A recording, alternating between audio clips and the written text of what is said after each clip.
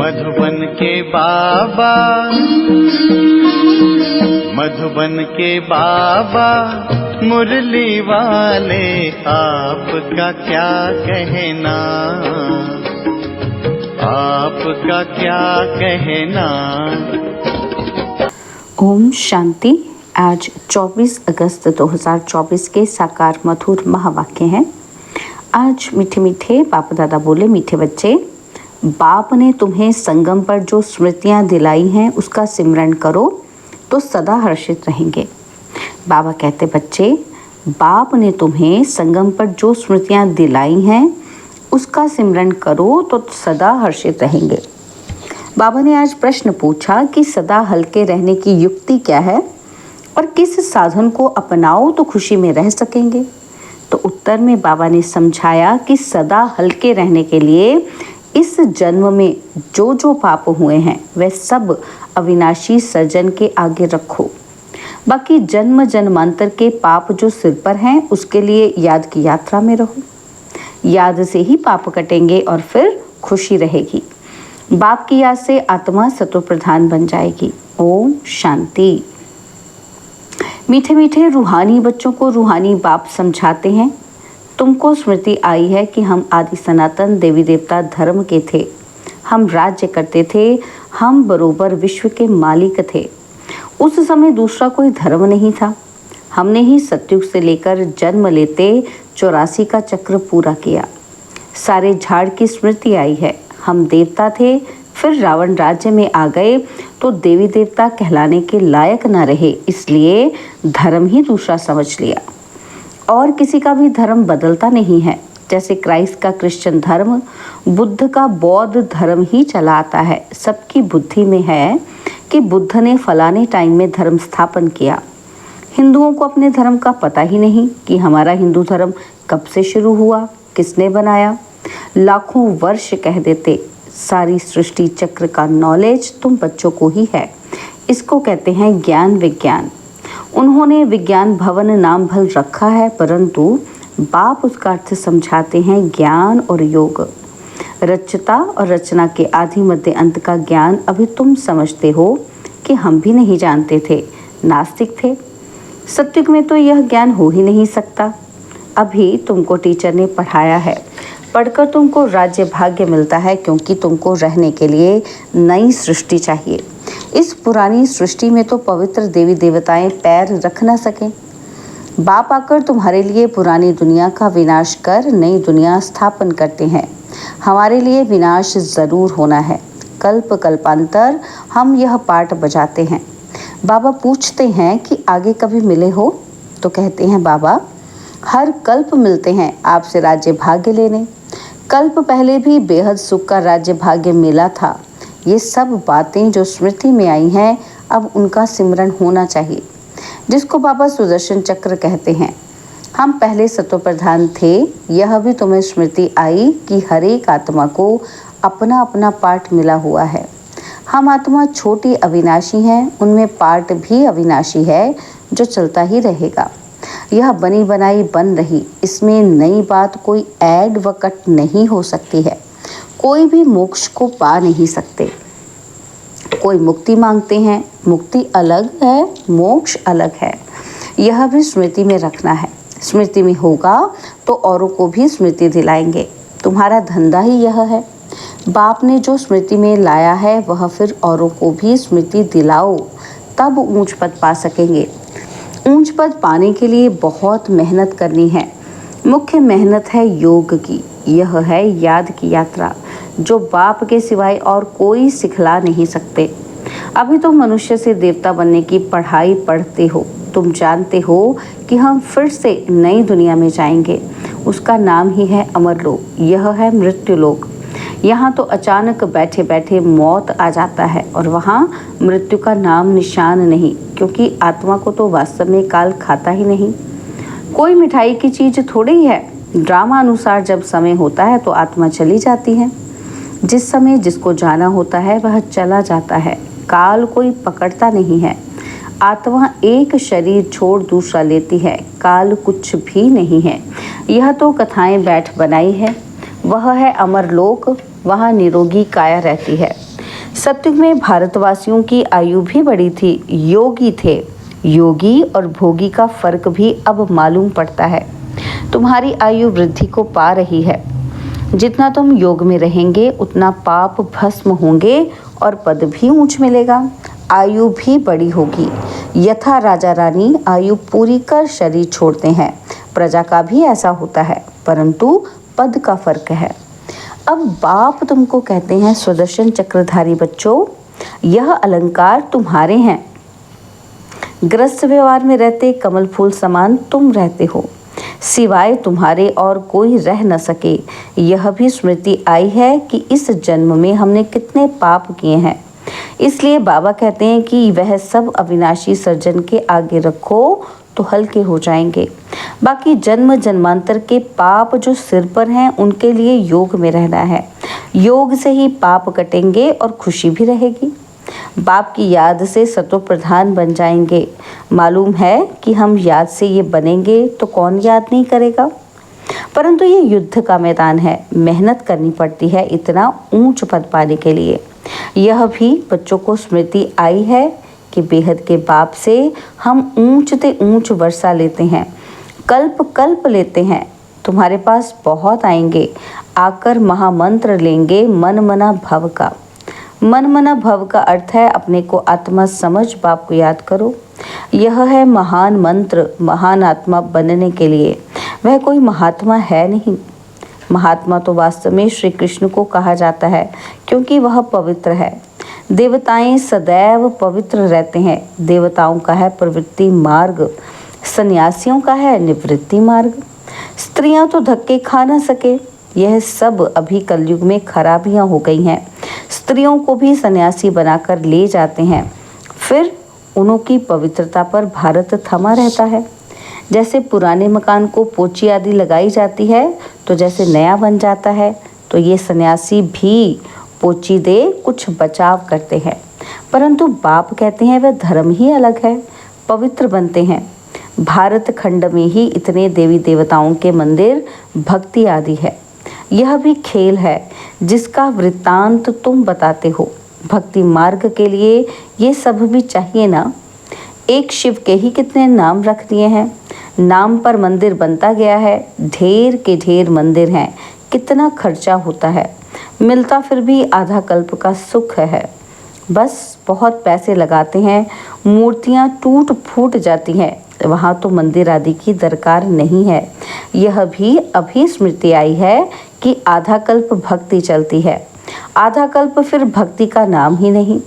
बाप कितनी स्मृति दिलाते हैं इस वैरायटी झाड़ की। सिर्फ कलयुग की आयु ही 40,000 वर्ष हो, फिर तो क्रिश्चियन आदि की आयु भी बहुत बढ़ जाए। बाप समझाते हैं क्रिश्चियन धर्म की इतनी ही लिमिट है।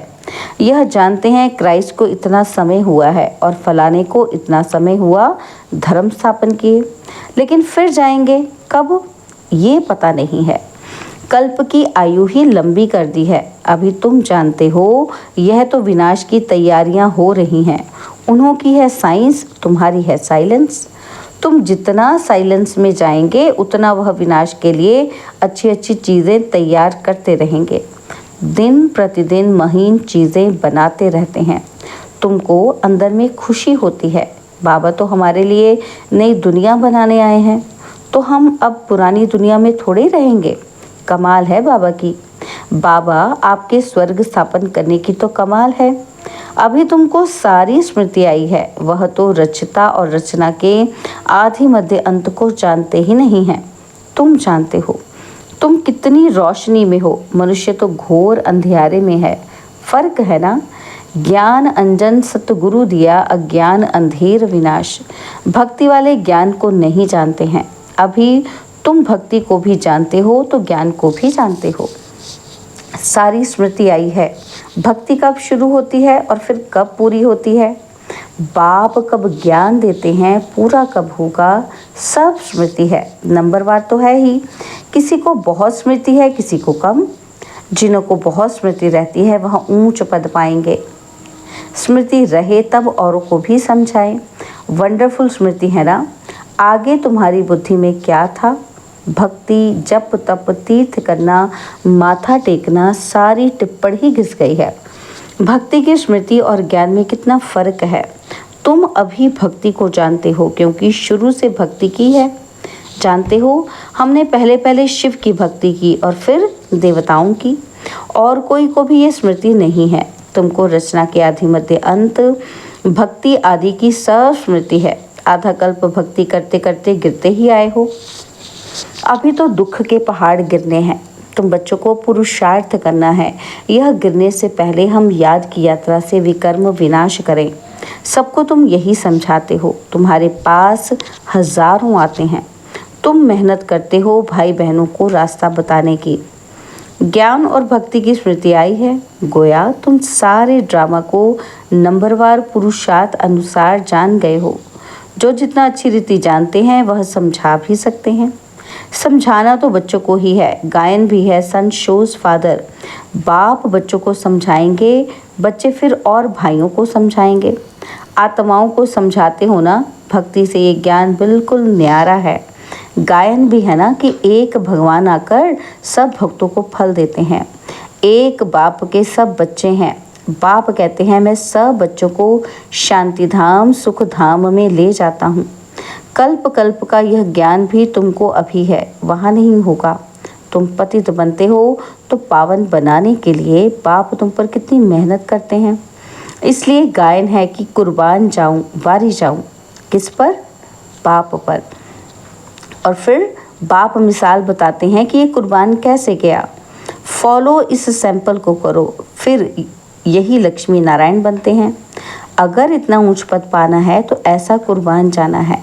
साहूकार कभी कुर्बान हो न सके, यहाँ तो स्वाहा करना पड़े। साहूकार को स्मृति जरूर आएगी। गायन भी है ना कि अंत काल जो स्त्री सिमरे, इतने सब पैसे क्या करेंगे? कोई लेगा ही नहीं क्योंकि सब खत्म हो जाने हैं। मैं भी लेकर क्या करूँगा? शरीर सहित सब कुछ खलास होना है।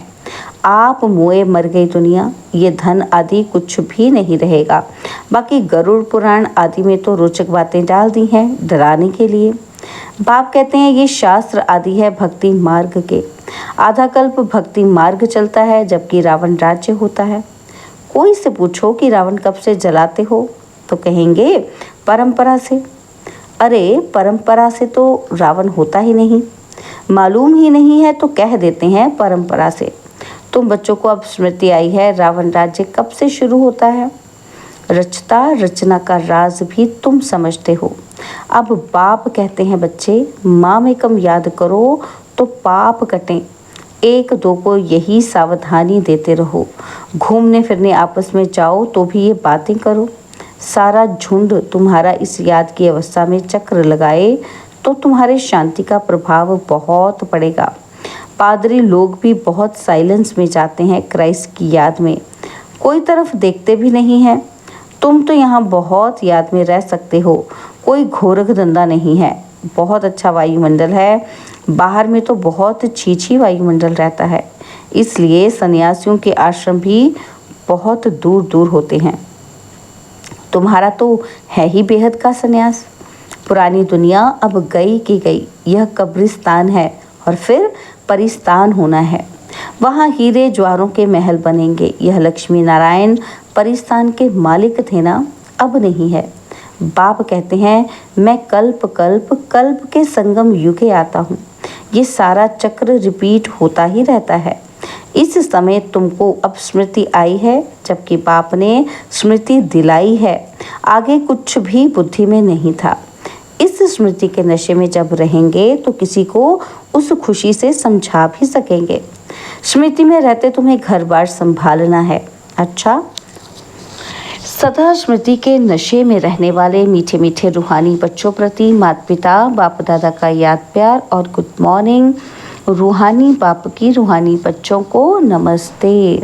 हम रूहानी बच्चों की रूहानी बाप दादाजी को दिलवा जान सिकवा प्रेम से नमस्ते। ओम शांति। प्यारे बाबा, मीठे बाबा, मेरे बाबा, शुक्रिया बाबा, शुक्रिया बाबा, शुक्रिया। धारणा के लिए मुख्य सार है। पहला पॉइंट है ड्रामा के आदि मध्य अंत को अच्छी तरह समझ। स्मृति में रख दूसरों को भी स्मृति दिलानी है। ज्ञान अंजन देकर अज्ञान अंधेरे को दूर करना है। और सेकंड पॉइंट है, ब्रह्मा बाप समान कुर्बान जाने में पूरा फॉलो करना है। शरीर सहित सब खलास हो जाना है, इसलिए इससे पहले ही जीते जी मरना है, ताकि अंत समय में कुछ भी याद ना आए। बाबा ने आज वरदान दिया, विशेषता के संस्कारों को नेचुरल नेचर बनाए, साधारणता को समाप्त करने वाले मर जीवा भव। जो नेचर होती है वह स्वतः अपना काम करती है, सोचना बनाना या करना नहीं पड़ता, लेकिन स्वतः हो जाता है। ऐसे मरजीवा जन्मधारी ब्राह्मणों की नेचर ही है। विशेष आत्मा के विशेषता की यह विशेषता के संस्कार नेचुरल नेचर बन जाएं और हर एक के दिल से निकले कि ये मेरी नेचर है। साधारणता पास्ट की नेचर है, अभी की नहीं, क्योंकि अभी नया जन्म ले लिया। तो नए जन्म की नेचर विशेषता है, साधारणता नहीं। स्लोगन है, रॉयल वह है जो सदा ज्ञान रत्नों से खेलते, पत्थरों से नहीं। रॉयल वह है जो सदा ज्ञान रत्नों से खेलते हैं, पत्थरों से नहीं। ओम शांति। और अब यह एक बहुत अच्छी वीडियो भी जरूर देखें।